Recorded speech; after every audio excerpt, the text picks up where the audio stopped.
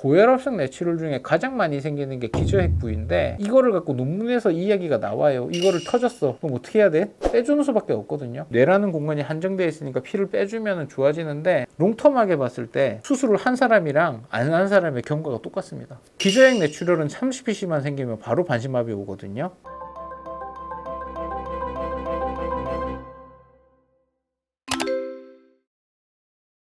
궁금할 것 같아요. 이제 나이도 좀 있고 내가 가끔 어지럽거나 가끔 두통이 있었는데 뇌졸중이라는 걸 초기 신호가 있을까?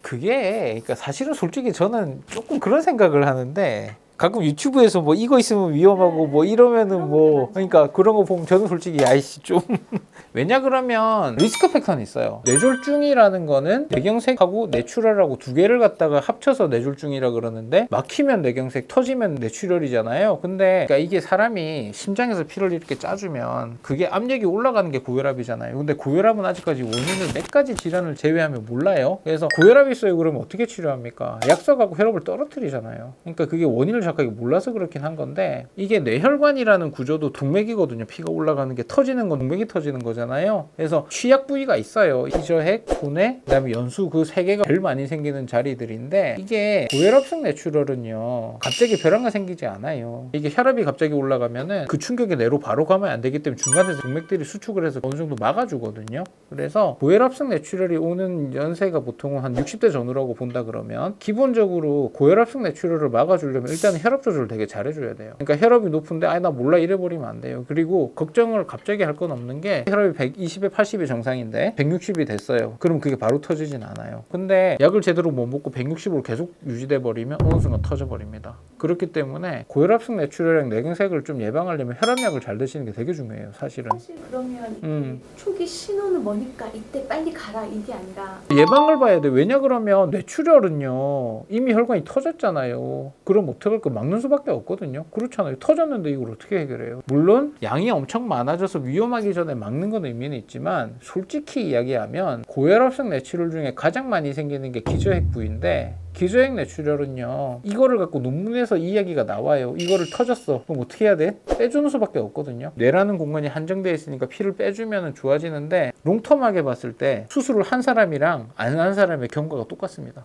기저핵 뇌출혈은 30cc만 생기면 바로 반신마비 오거든요. 근데 인터널 캡슐이라 그래갖고 대뇌랑 몸통에 연결되는 중간 경로가 눌려버리는 건데 이게 직접 혈관이 터져갖고 이 경로가 막혀버린 사람은 뭔 짓을 해도 결국은 안 돌아와요. 근데 대부분의 경우는 인터널 캡슐 자체가 깨진 게 아니라 옆쪽에 출혈이 생겨서 이 인터널 캡슐을 누르면서 증세가 생기거든요. 그러면 이 경우는 피가 빠지면 좋아질 거란 말이에요. 그쵸? 근데 그게 그러면 빨리 피를 제거해주면 예후의 차이가 있느냐? 없어요. 신경 경로 자체가 망가져버리는 사람은 이건 안 돌아올 사람이고 다행히 옆에서 터져갖고 이 신경이 눌린 사람은 돌아올 거라고 예측할 수 있을 건데 그래서 어느 위치가 터졌냐가 되게 중요한데 그거를 빨리 찾았다 그래서 피를 제거해주면 결과적인 예후의 차이가 있느냐 그러면 그렇진 않아요.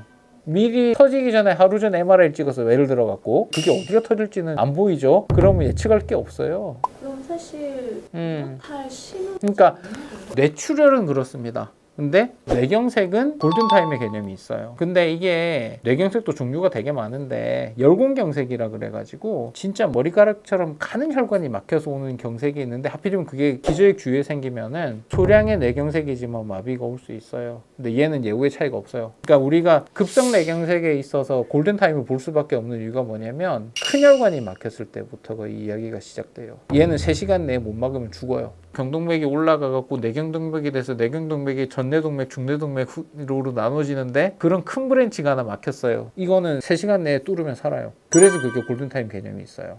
그러면 처음에 좀 막힌다 할 때 그 신호 그거 없어요. 그럴 수도 있을 것 같지만 실제로는 그래서 솔직히 그런 이야기를 하는 경우는요 솔직히 저는 조금 맞지 않다고 생각해요.